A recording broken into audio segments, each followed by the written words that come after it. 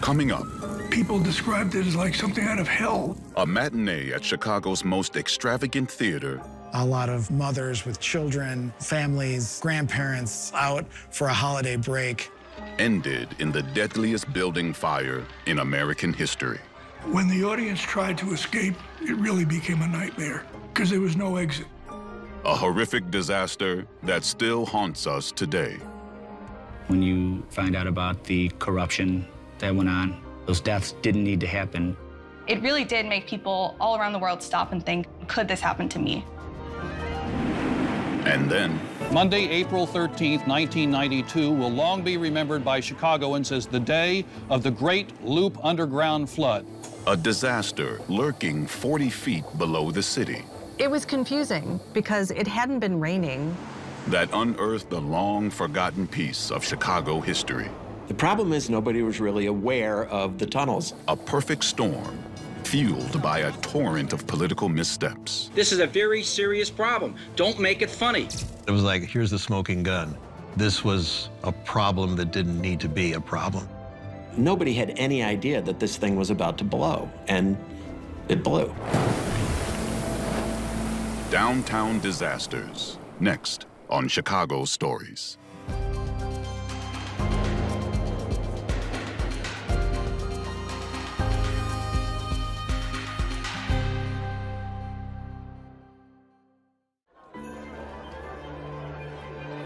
Anticipation was in the air at the brand new Iroquois Theater at Randolph and Dearborn Streets. It had sold out every one of its 1,600 seats.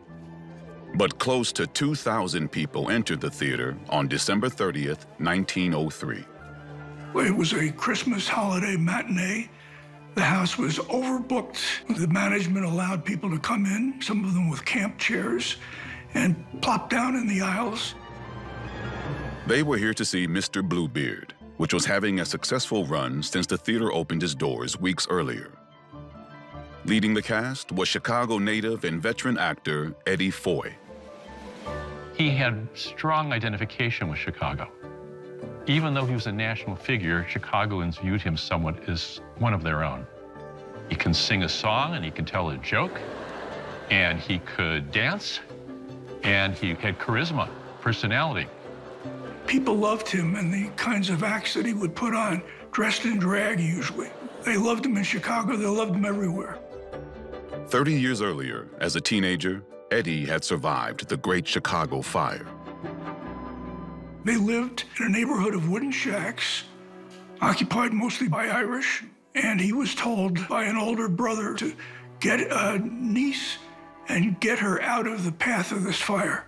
He succeeded in doing so, but he and his niece were kind of on their own for days. And I think the horrors that he saw and the fact that the whole city was being consumed, it had a profound effect on Foy. Eddie was about to play the role of hero once again in a much deadlier fire.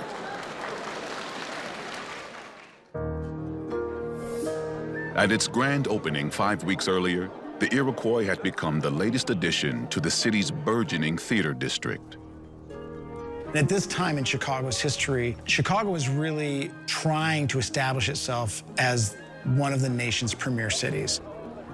But it didn't necessarily have a great reputation for being a beautiful city. And things like the Iroquois Theater were opportunities for Chicago to really elevate its reputation as a world-class city. Its owners, including General Manager Will J. Davis, spared no expense. It cost $1.1 million, which was an astronomical amount of money at that time, when a working man's salary for the year might be $600 or so. The investment was paying off. When the reporters wrote about this, they'd say, oh, you know, there's only maybe 2 theaters in New York that could rival this. The doors apparently were mahogany and glass. It had marble all over the place, with gold, with large pillars. For Eddie Foy, who had spent his life in theaters, this one stood out. The theater was one of the finest that had yet been built in this country. It had a magnificent promenade foyer, like an old-world palace hall. with a ceiling 60 feet from the floor and grand staircases ascending on either side. Its architect, Benjamin H. Marshall, had promised theatergoers much more than an opulent setting for a show. That language of absolutely fireproof was not only something that was expected by building inspectors and by city officials when permits were being applied for, but it was the kind of rhetoric that audiences expected to hear as well, because the Chicago population had been seared by fire. They had literally seen fire destroy their city. We were told that the theater was the very last word in efficiency, convenience, and most important of all, in safety. But what Eddie and audience members weren't told was that corners had been cut to open the theater in time. Construction had been behind schedule.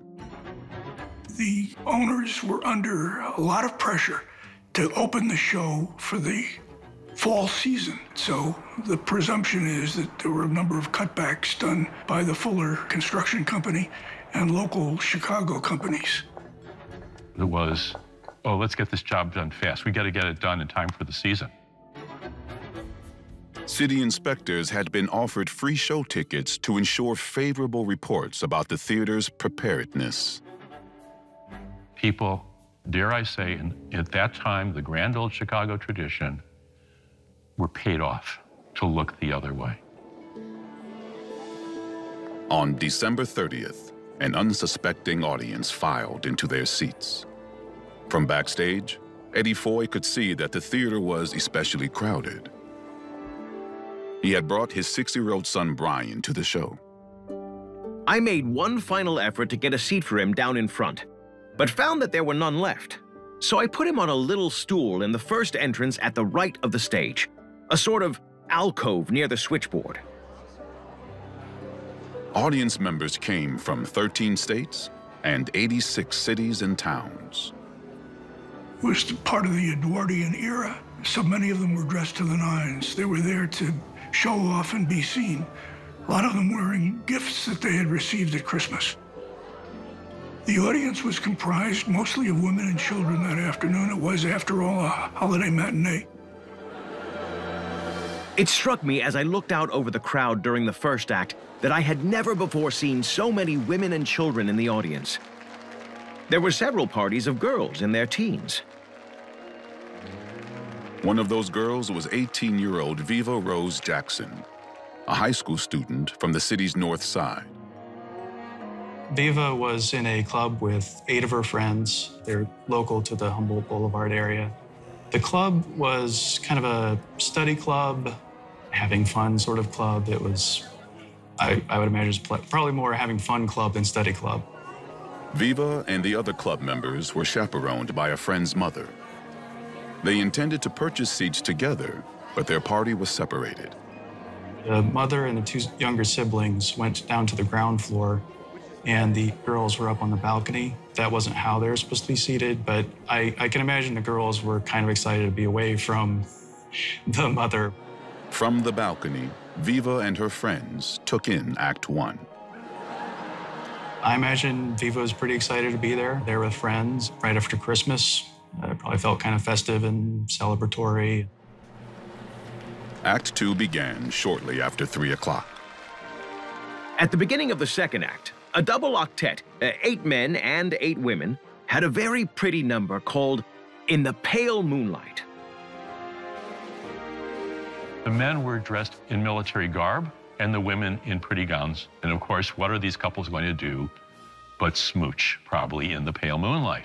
And in order to create the effect of the moonlight, they had a large arc lamp. And the lamp, the way it was built, was to create mood, but also to serve as something of a spotlight. The stage was flooded with bluish light while they sang and danced. It was then that the trouble began. The fire started backstage due to a carbon arc lamp spotlight. It overheated and set off sparks that immediately caught onto backstage curtains. The singers reported that they noticed it, but they continued with their song. And it started to go above and then across. There's supposed to be vents, but the vents were sealed shut. So pieces of fire and wood are starting to fall. The audience, some of them realized what was happening almost immediately, but many of them sat mesmerized, particularly children. This was a show that had lots of special effects unique for the time. And a lot of these kids thought this was just one of the special effects. They sat transfixed. Viva Jackson and her friends looked on from the balcony. I imagine with a situation like that, people aren't very sure if something wrong is going on. Backstage, stagehands tried to extinguish the fire with canisters of kill fire, a powder that, according to the label, was to be forcibly thrown into the flames. When that didn't work, they tried beating the fire out. Stagehands tried to put it out with wooden battens. It was out of their reach, was moving too fast. The fire quickly traveled to the rafters above the stage. There was hundreds of pounds of scenery docked up above in the rafters. Part of the problem was they used paint and stuff on the scenery, which was flammable. It was supposed to be covered with retardant. From his dressing room, Eddie could hear commotion. My first thought was, I wonder if they're fighting down there again, for there had been a row a few days before among the supers and stagehands.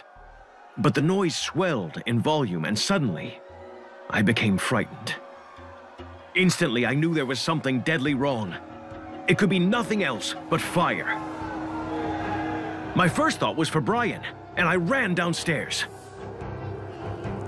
On stage, the actors continued to perform. They were disciplined, and they were singing straight out to the audience as they had been instructed to do. The theater's house firemen called for someone to pull the fire alarm box.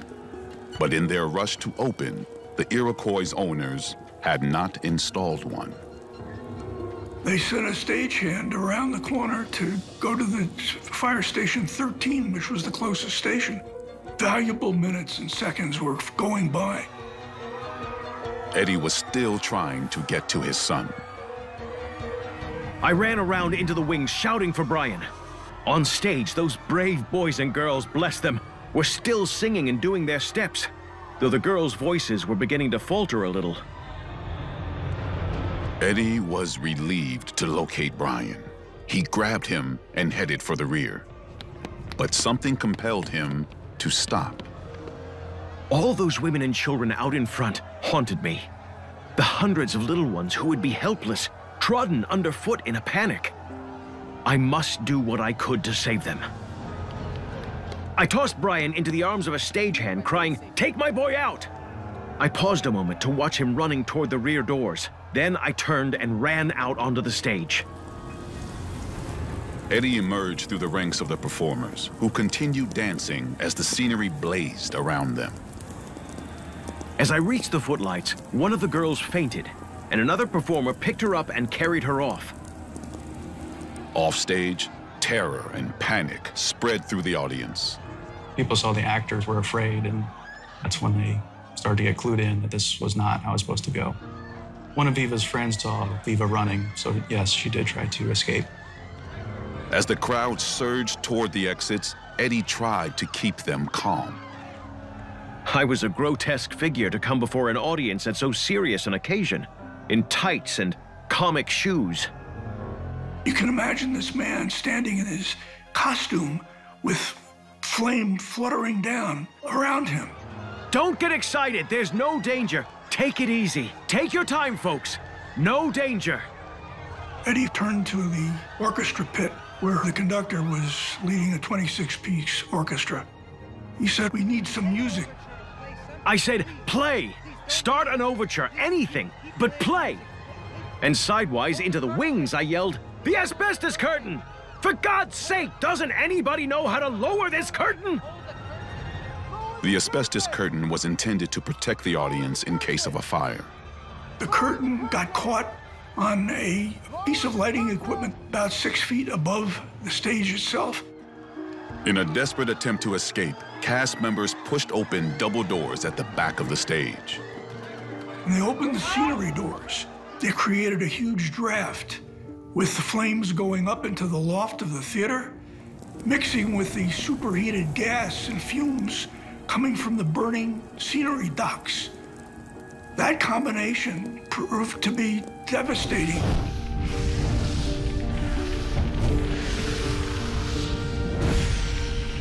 It was a fireball that burst out from under the curtain and into the audience and up into the balconies, incinerating people as it went.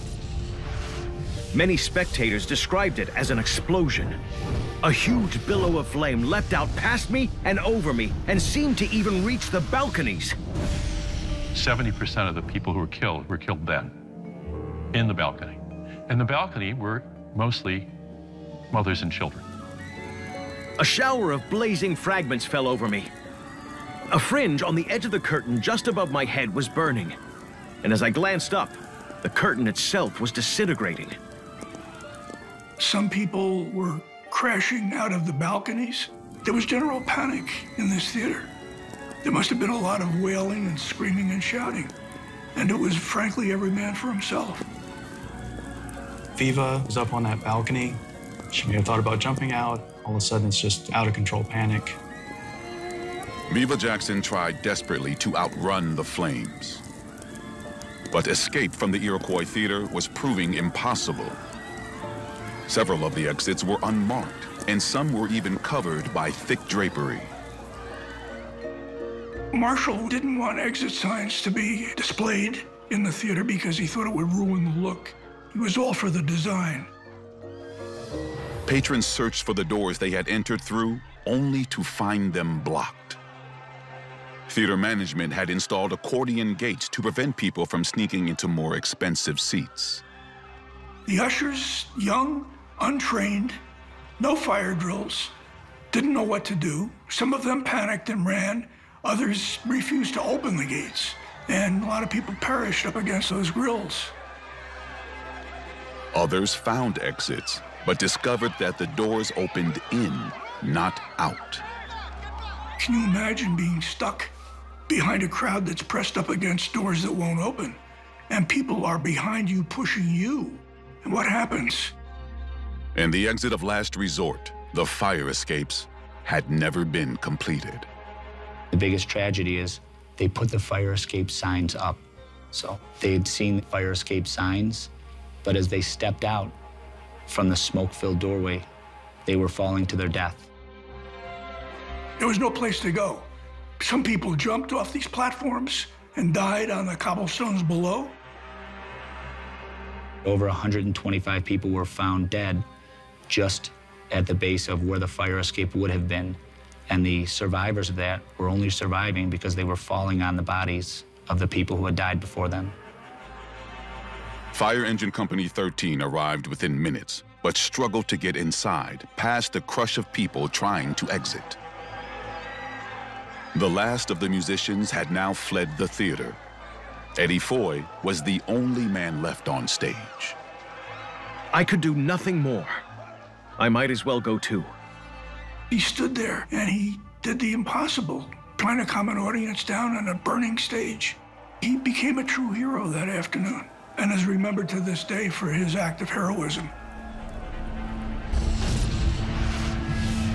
As I left the stage, another great balloon of flame leapt out into the auditorium and killing scores who had not yet succeeded in escaping from the gallery.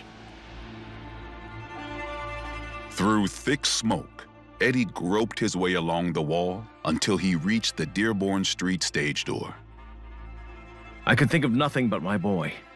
I became more and more frightened. As I neared the street, I was certain he hadn't gotten out. Inside, the inferno continued to rage. Horrific. Horrific is the word that describes it. People described it as like something out of hell. It was just unbelievable. Viva Jackson was among those still stuck inside. They think what might have happened was she asphyxiated and may have gotten trampled.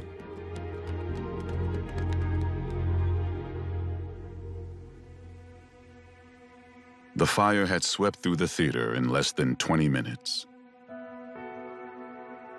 When the firefighters finally were able to get into the theater, they say that it was a very eerie silence because as they called out to see if there were any survivors, you always hope to hear a voice calling back to you. It was silent. No one responded to them. One of the fire officials, scouring through the balcony, said, "Is anybody alive here? Answer me. Call out. We'll get you out." And he was met with silence. He said, "Christ have mercy." As a firefighter, we try to keep our emotions in check, and sometimes, especially when children are involved, it becomes difficult. And the firemen carried out a lot of bodies and laid them on a street in front of the entrance to the theater. Body, body, body, lying in the slush, till they could be carried away to these vehicles, these ambulances. They were horrified by what they saw. Many of them wept. They had children at home. They were moved by what they saw. I was moved by what are the accounts that I read. Rough story. Excuse me. Outside, families frantically searched for their loved ones. Eddie Foy was one of the lucky ones. I looked around wildly, and there was Brian with his faithful friend. I seized him into my arms and turned for the hotel. After looking for hours, James Jackson eventually found his daughter Viva's body at the morgue. After a search of over 20 hours, Brother James found all that was left of his beautiful young daughter in Horan's morgue. From the condition of the body, it is thought her death was quick and comparatively painless and due to suffocation. There is no exaggerating the horrors of that fire. It is beyond the power of tongue or pen. Viva Rose, named after our mother, was beautiful in face and character, talented in so many ways, and her life was opening out so full of promise. It is a terrible blow to James and wife. When I read that, I feel a pretty big sense of loss. I wonder what would have happened if Viva survived, how that would have affected my grandfather and his family. In the morning, President Theodore Roosevelt wired a telegram to Chicago's mayor, Carter Harrison, relaying the nation's sorrow. The next day was New Year's Eve, and Chicago, which was known as a kind of a rowdy town, was very somber. The city was in mourning and in shock, in deep shock. The front page of the Daily Tribune listed the victims' names, most of them women and children. Though the official death count was 602, many believed the number was higher. It remains the deadliest building fire in U.S. history. The front page cartoons told the story of how the city felt. They were angry. People were angry and up in arms. Iroquois owner Will J. Davis and his partner were quick to deflect blame. The owners blamed the audience for being responsible. If they had listened to Eddie Foy and his request that they remain in their seats, they would have lived through the disaster. But they didn't, and therefore they died, and it was their fault. An inquest by the coroner revealed that shortly before the Iroquois opened, a fire captain had inspected the theater, and he was appalled by what he didn't see. He noticed the absence of many of the fire protection aids that were supposed to be on the walls. There was no firefighting equipment with the exception of these wooden batons and a chemical substance called kill fire. But when the captain reported his findings to his battalion chief, he offered a striking response. It was none of his business. He knew that the absence of this fire apparatus, but it wasn't his decision to make. And the owners of the theater knew about this, and they went ahead and opened it anyway. On February 23rd, a grand jury returned an indictment against Iroquois owner Will J. Davis and 4 others for manslaughter. Davis spoke to the press again. No human agency could have prevented the theater catastrophe. The building had been thoroughly examined and approved in writing by city authorities before the theater opened, and we could do no more. Why should we be charged with murder because the audience stampeded and the ushers lost their reason? I am asking no sympathy, but God knows I have suffered enough and I should be let alone. More than 3.5 years after the fire, the long-awaited trial got underway.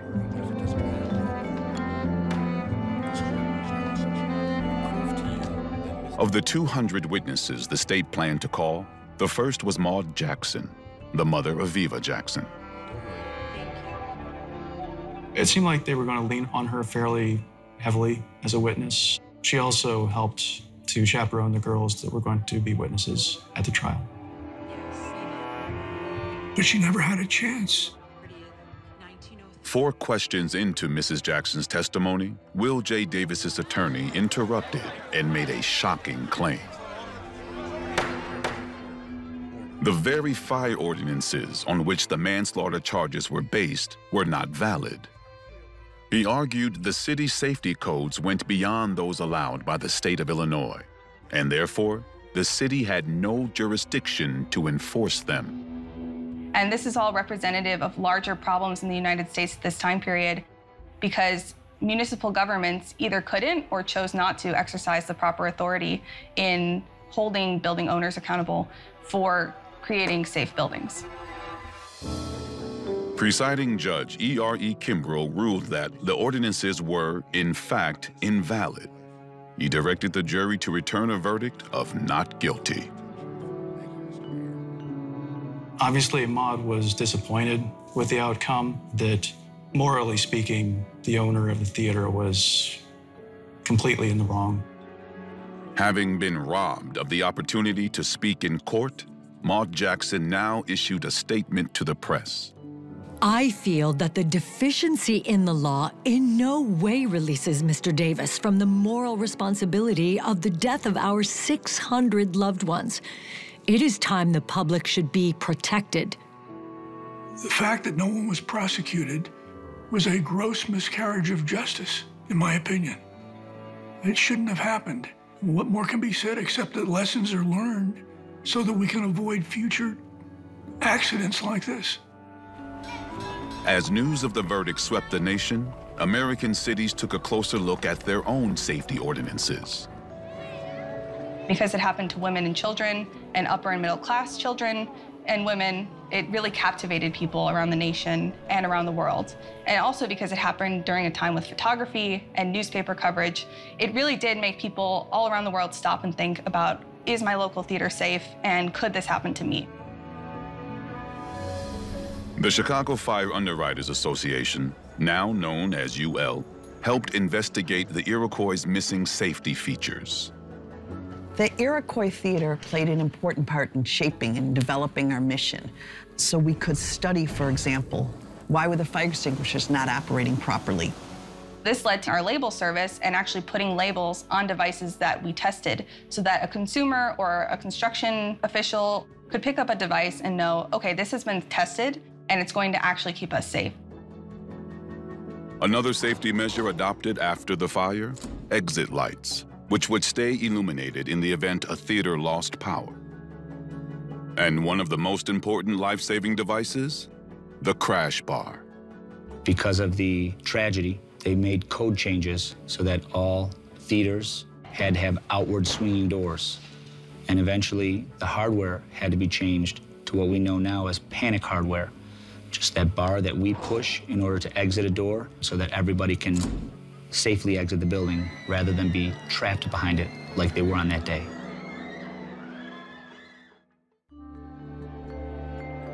It's still bewildering to understand how this series of misadventures could happen. I use misadventure advisedly. People were taking a bet that no fire would break out. People hadn't completed their jobs, their tasks.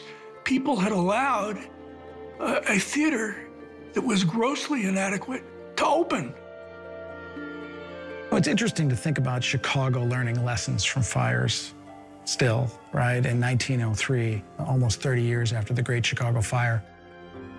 But I think that this is a lesson that generation over generation has to learn, and we have to learn it in Chicago specifically. We know from the Our Lady of the Angels fire, the county building fire, there have been many fires since that have also surprised us and made us wonder how it could happen again. Up next, a disaster lurking 40 feet below downtown.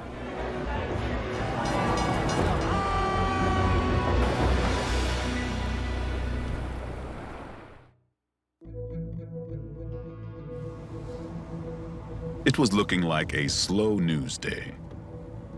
Radio reporter Larry Langford was near the end of his overnight shift on April 13th, 1992. Nothing was going on. It was dead. No shootings, no fires to report. Shortly after sunrise, Larry heard about flooding at Marshall Fields on State Street. I took some note of it, but that's not a news story in itself. Could be a bad pipe in the basement. And a few minutes later, another store reported water in the basement on State Street. I still wasn't really concerned, but then a store off State Street.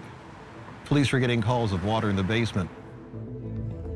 I got a call from our security around 6 o'clock in the morning saying that there was a few inches of water in our boiler room. And so the assumption at that point, it was some sort of water main break in the building. As the water department got word of a spreading flood, they also assumed it was just a water main break. They sent one crew over to LaSalle Street, and I went over there and met them. I said, guys, what are you doing? And they said, we're shutting down a 42-inch main. But reports of flooded basements kept coming in from across the loop. Now there's a couple feet, and our boiler room's 20,000 square feet, so that made me think there's something more going on here than just some sort of water main break. Larry's slow news day was about to go into overdrive. I started looking for the private security frequencies to punch in and listen to the building people themselves. I got the Merchandise Mart, and that's when I hit the jackpot. People were having a discussion about the water coming in the basement. One guy says, hey, man, there's fish in this water. And I'm listening to that, I'm going, fish in the water? That's no City of Chicago water main leak. We've got a big story here. Larry drove to the Kinsey Street Bridge, northwest of the Merchandise Mart. What he saw there stopped him dead in his tracks. What I saw then is a sight that I will never forget as long as I live. It looked like the biggest bathtub drain in the world. Water was swirling around, about 13, 14 feet wide, and there was debris in the middle of this whirlpool. I ran back to the car, got on the two-way radio, said, put me on the air, put me on the air. They go, what do you got? Don't worry about it, put me on the air. And I said, the stories we've been hearing about water in some of the basements downtown, I may have discovered the source of the leak. I'm looking at a giant whirlpool by the Kinsey Street Bridge. Somebody should wake up the mayor. Over at City Hall, they scrambled to make sense of it all. There were a lot more people than usual in the City Hall press room. Everyone was just buzzing with what is going on. I remember I kept asking my news director, you mean the river is flooding its banks? How is that possible? And he said, no, it's flooding underground. And again, I was like, how is that possible? Chicago's resident transit historian had a hunch. Listening to the news from his desk at the Merchandise Mart, Bruce Moffitt pieced together the clues. I thought instantly, it's got to be the freight tunnels. All these buildings had one thing in common. They were connected to the freight tunnels. I think the freight tunnel system in Chicago is sort of a surprise to most people.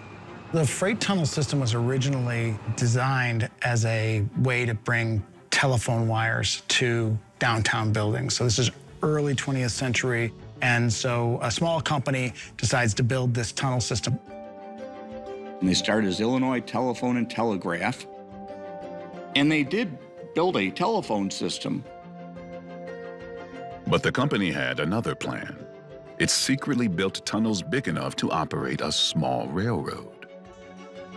One of the things you have to remember about Chicago at the turn of the 20th century was that it was one of the fastest growing cities on Earth. And as a result of that, it was congested. The reason for freight underground was simply to avoid downtown loop congestion. While Illinois Telephone and Telegraph did have a license to install wires down there, it did not have permission to build a railroad. The aldermen, the mayor were shocked that this was going on. I think the aldermen were more shocked that they were missing out on a revenue-generating opportunity for themselves. There were allegations the company gave 21 aldermen $110,000 in the back of a bar. And in 1906, Chicago's freight tunnel system opened for business. Sitting 40 feet below the loop, it was the first of its kind in the world.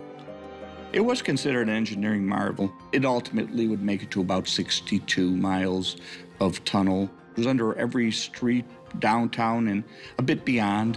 The freight tunnels were used specifically for bringing in coal, for heating and hot water, removal of ash, and for package express. But by the late 1920s, the tunnels started losing their competitive advantage. Part of the reason was the advent of the motor truck and their ability to handle larger loads and go greater distances. By 1959, the freight tunnels were closed and largely forgotten. They did some minimal inspections, but it was really out of sight, out of mind. It has no impact on day-to-day life until things get disrupted. The tunnels had most certainly been disrupted. There was a hole in the tunnel wall under Kinsey Street Bridge at the bottom of the river. City crews and first responders raced to the scene. Over at Marshall Fields, its sub-basements were now underwater, and its famous clock frozen at the time it lost power. At the county building, workers scrambled to rescue deeds and records, some dating back to the 1800s. In other basements, the flooding created dangerous conditions. Well, at the time, because there's all this equipment that's obviously connected to electrical power, so there was that concern. And fears were mounting about even more serious devastation. Everyone's speculating, well, with all this water in the foundations, when it goes out, are these buildings going to fall? Are we going to have crumbling foundations, or is something going to collapse? And so it was scary. City officials moved swiftly. They ordered the evacuation of 250,000 people from the downtown area. They'd just gotten in, put down their bags, and then their bosses told them, we have to shut down the power. Everything is down. The phones are down. They're shutting it down. The computer's off. Everything is off. The evacuation included the Board of Trade and the Mercantile Exchange, causing ripple effects in financial markets across the globe. You had these two major engines of America's business shut down because they couldn't turn the power on. Without power, the CTA was forced to halt subway service, leaving commuters stranded. I've been standing here probably over half an hour, just trying to get a short distance home.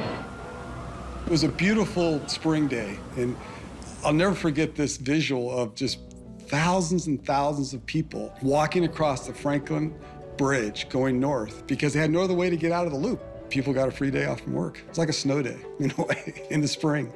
For most people, the flood was still a mystery.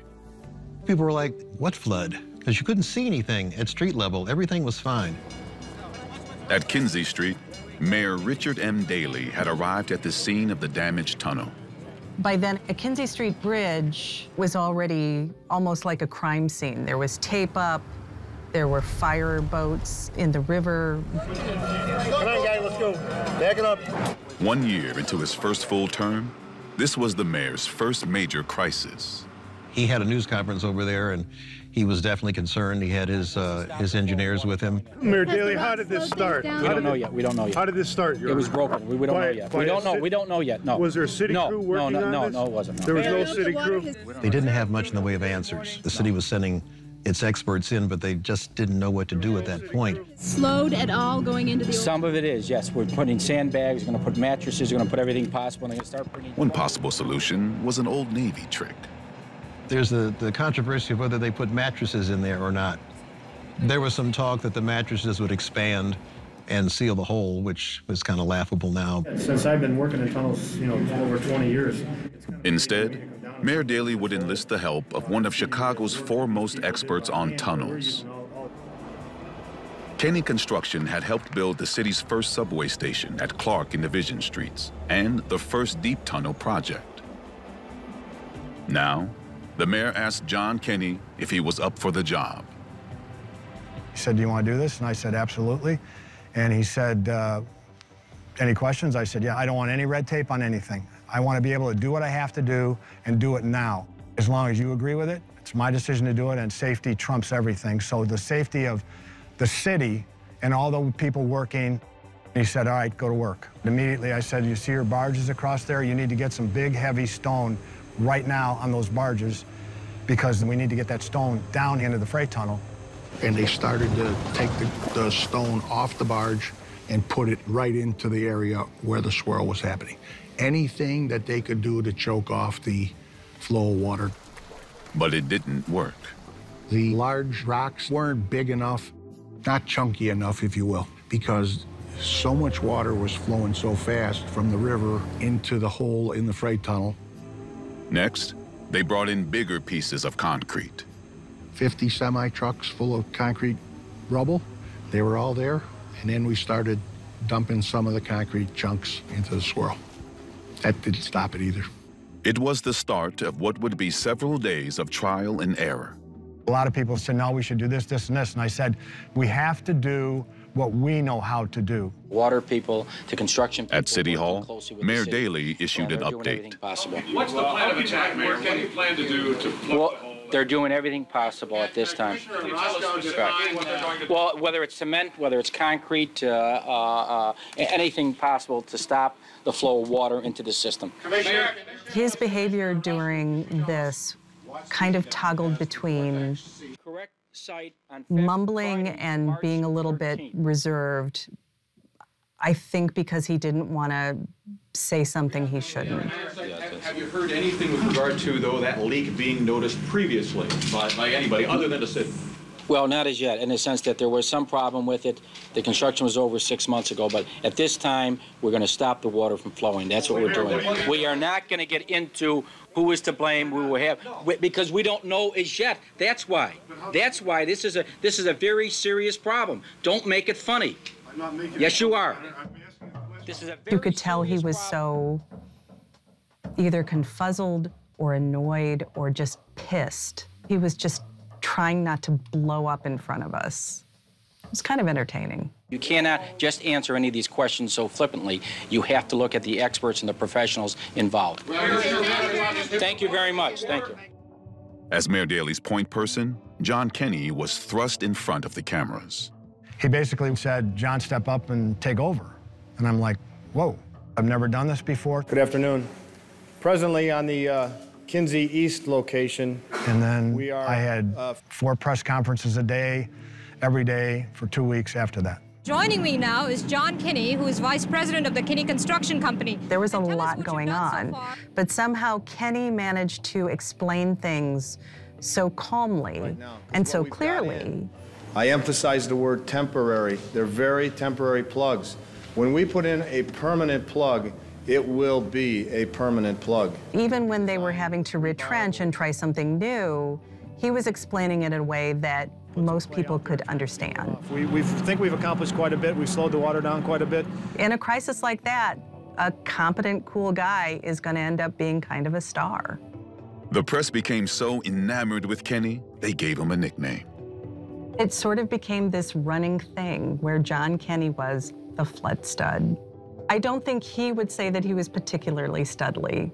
That was comical, and everybody got a big laugh, but that stuck with me for, well, these 30 years. It still is. People still call me that. Newspapers even reported on his wardrobe. Oh, yeah, he had the teal jacket. I mean, at some point, you're just waiting for the leak to stop. You got to have something to fill, I guess. Monday, April 13th, 1992, will long be remembered by Chicagoans as the day of the Great Loop Underground Flood.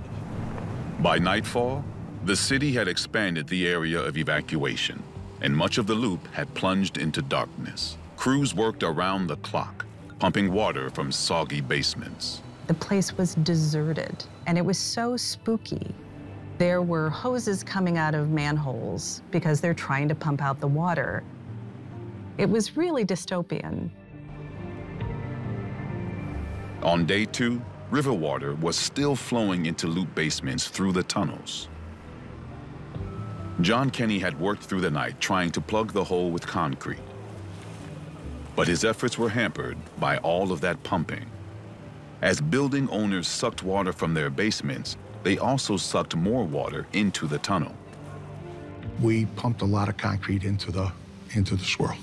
It started to make a difference, but with the building owners all pumping, broke through again. As John Kenny and his team continued working on a plan, Mayor Daley delivered an update on the flood, and it was a bombshell. In mid-January, some people from the Chicago cable TV were in the tunnel in the area discovered damage in the tunnel wall. The damage area was approximately 20 feet long and 6 feet high. The city had known about the damaged tunnel for months. Now, Daley showed video evidence. This is not a cave-in. It appears to be a piling of some sort.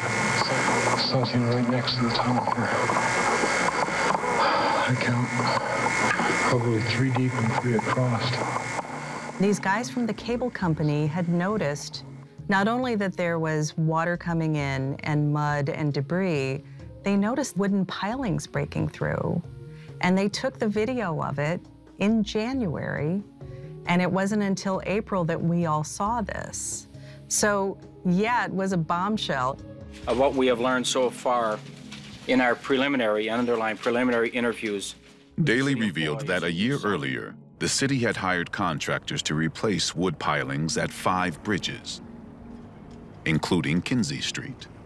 What the pilings do is they essentially keep boats from banging into the structure of the bridge. They're made of wood and they're in the water, and so they wear out, and they needed to be replaced. The contractors were worried about damaging the bridge tender's house, so they asked the city's permission to move the new pilings. The city project manager gave his okay. Unfortunately, before giving that permission, the person did not check if you move these pilings, is there some interference? It was just enough of a shift, about 1 foot, that when they drove a piling into the river bottom, it cracked the freight tunnel. The imponderable thing about this at the time was somebody poked a hole underneath a river and the river is flowing out below ground. Nobody ever would have imagined it. After the work was completed, an engineer was sent to inspect the new pilings at each of the 5 bridges. Accordingly to what we have learned, he approved the work at all 5 bridges based on an inspection of only one of the sites, the Cermak Bridge site. When asked why he did not inspect the other 4 bridge sites, he told us it was because there was nowhere to park at those other sites. The guy couldn't find a parking spot. I mean, it's hard to find a spot downtown. City electricians come down. City engineer James McTighe learned of the cracked wall 2 months before the flood and even took pictures to show his superiors. But it took a week to develop the photos at OSCO. McTighe started it up the chain of command. He told his boss, who told his boss. The problem seems to be that that second level boss really, though he said, I'll take care of it, didn't take care of it. 12 days before the flood, McTighe and his colleagues met to decide if city workers could fix the problem. Maybe a city department can brick up the hole in this tunnel. It looks as if it'll cost about $10,000 to do. The transportation department got 3 bids on repairs, all of them around $75,000. But Commissioner John LaPlante wanted more estimates. 2 were scheduled for April 14th. It would be 1 day too late. On the morning of April 13th, the crack gave way to a hole the size of a car, and the trickle turned into a torrent. This was a problem that didn't need to be a problem.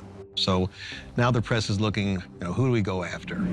This morning, I have requested and received the resignation of Acting Transportation Commissioner John LaPlante. It does appear that Daley needed to show people, I'm firing somebody, and here's the guy I'm firing. Back at the Kinzie Street Bridge, John Kenney had now been dumping concrete into the hole for more than a day. He had been successful in slowing the flow of water. Now the trick was, how do we stop the water? Being a tunnel contractor, we knew that we'd have to access the tunnel, and the only way to do that was shafts. We knew we had to drill down and then to seal it with concrete. Behind me, workers are drilling caissons that are, it's the equivalent of big holes. And through them, eventually later tonight, they hope to lower divers in. They have 14 divers, and they're going to slowly begin lowering them in cages down these caissons into the tunnel.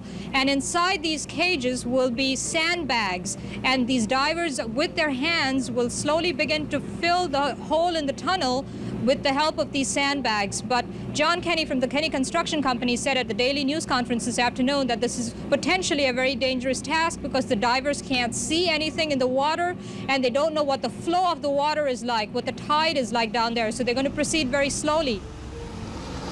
And what, could you see anything down there? No, it's all strictly by feel. So it's pitch black, and how are you crawling? Basically, you're on your hands and knees, crawling around just like a baby on the floor, trying to learn and discover new things. In the pitch dark? In the pitch dark. And was there much water around you at that point? The water depth at that point was approximately 36 feet. The divers were used specifically to go down and inspect everything. And when we were ready to pour concrete, we just poured the concrete down a tree meat pipe, and it basically sealed everything off. On Sunday, 7 days after the flood began, the concrete plugs were in place. The flooding had finally stopped. It was like watching a disaster movie in the last scene when everybody's all happy. Today, I'm very pleased to report that the tunnel appears to have been plugged on both sides of the leak, and hopefully we can now turn our attention to the process of draining the water from the system. At the end, obviously I was exhausted from the whole thing, but you're not exhausted because, you've accomplished something, you've helped people. Now the city and building owners began the messy, smelly work of cleaning up. It took several weeks to clear out the flooded damage from those sub-basements, like the big department stores, the county building and its records. You don't think about what's going on in these sub-basements, but it really does cause so much damage. To prevent another flood, the city sealed off the tunnels with 2.5-inch thick steel waterproof doors. The easiest way to explain it is like a submarine door. Once it closed and locked, it was sealed and water was not getting in there. The Army Corps of Engineers pumped 134 million gallons of water out of city basements. President George H.W. Bush declared Chicago's Loop a federal disaster area. I remember Dan Quayle coming and looking around the Kinzie Street Bridge and, saying, yes, there it is. There is the leak. The city would need the disaster relief funds. The flood caused almost $2 billion in damage. It was a hefty price tag for a catastrophe that could have been prevented. So you've got a repair job that first the city employees think they can do for $10,000. Then you get bids from outside companies saying they can do it for $75,000. That's pretty unfortunate that you didn't take one of those $75,000 bids. This was just an odd crisis. Mayor Daley said that it was a sign of the nation's crumbling infrastructure. But that's not really what this was. It's the sort of combination of organizational misunderstandings and mopes and fall guys. It's not like this hurt Daley politically. He won re-election in 1995 with 60% of the vote. So I don't know if we learned anything from this. Did they learn to not let small problems become big problems? I don't know.